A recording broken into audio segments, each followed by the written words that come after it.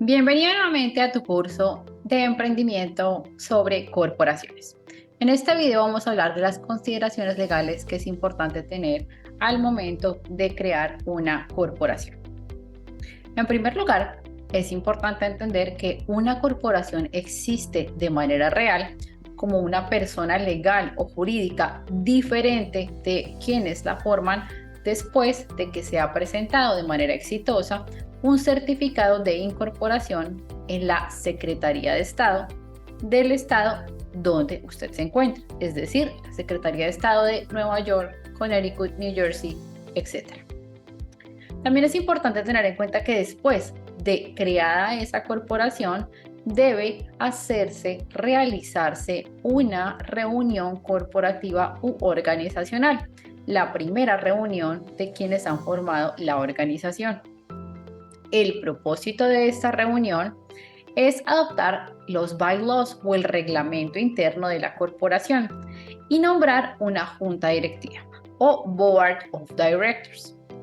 Es importante recordar que a menos de que los shareholders o dueños de la corporación sean elegidos como directores, officers, oficiales o sean empleados de la corporación, ellos no pueden desarrollar las actividades del día a día del negocio. También vamos a tener en cuenta que una corporación, por tener unos requisitos formales mucho más estrictos que otras entidades, por ejemplo, las Limited Liability Companies, deben llevar libros y registros organizados, un libro de minutas, un libro en el que quede claro quiénes son los miembros de la junta directiva y un libro donde podamos tener información sobre quiénes son los dueños o shareholders de la corporación, con la fecha en la que se iniciaron como shareholders, la cantidad de acciones que tienen en su propiedad, entre otros. Pueden existir varias clases de acciones en una corporación, especialmente si unas acciones son con derecho a voto, otras, por ejemplo, son con un beneficio económico fijo, pero sin derecho a voto, entre otros. También es importante tener en cuenta que a diferencia de otros países como Colombia, Ecuador, países en Latinoamérica, los libros de la sociedad no se registran ante el Departamento o Secretaría de Estado en los Estados Unidos. Deben estar organizados y mantenerse en las oficinas principales de la corporación. Los directores y los dueños de la corporación o shareholders tienen derecho a inspeccionar dichos libros, pero no lo pueden hacer en cualquier momento. Deberán solicitarlo y debe ser una solicitud razonable. Es obligación del Board of Directors realizar reuniones mínimo una vez al año para organizar los asuntos de la corporación, evaluar el estado de las finanzas de dicha corporación, decidir sobre la distribución de beneficios, entre otros. Los shareholders también pueden reunirse y son quienes tienen la última palabra con respecto a cuestiones como el estatuto de la corporación o bylaws. Sobre los corporate kits o kits que tienen la documentación requerida para crear una corporación. Esta no se puede comprar con el Departamento de Estado. Sin embargo, existen algunos guías o kits corporativos que pueden servir para la organización de los asuntos de la corporación y que podemos adquirirlos en una papelería, un Staples o similares.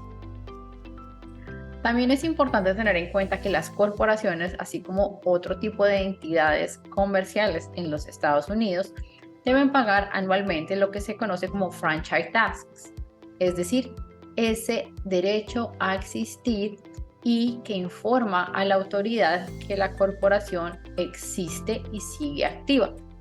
Ahora, aun cuando la organización o corporación no realice actividades comerciales, cada año es responsable por pagar el franchise tax. Por eso, si se crea una corporación, esta es una decisión muy seria y si no se va a utilizar realmente, debe tenerse en cuenta que la obligación de pagar ese franchise tax es sin perjuicio de los ingresos o la actividad de la organización, qué tan activa sea esta corporación. Al pensar en las consideraciones legales que vamos a hacer para formar una corporación, vamos a tener en cuenta que hay que elegir un nombre para la organización. Este debe ser distintivo, diferente, no al grado de distintividad que ocurre con las marcas, pero sí debe ser suficientemente diferente para no generar confusión. Adicionalmente, el nombre de una corporación debe cumplir con los requisitos de la sección 301A1 del Business Corporate Law de Nueva York.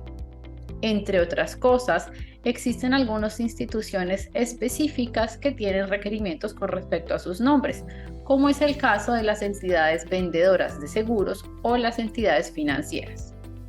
Adicionalmente, el Business Corporate Law de Nueva York da opciones con respecto al nombre de una corporación. Puede estar acompañada de las letras Inc. o la palabra Corporation, entre otros. Al momento de elegir el nombre de una corporación, es importante saber si está o no disponible.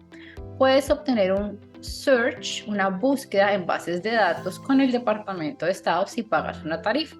Sin embargo, aquellos que adquieren asesoría legal pueden incluir dentro de sus servicios dicha búsqueda a fin que un abogado les permita saber si el nombre que se desea para esa corporación está o no disponible.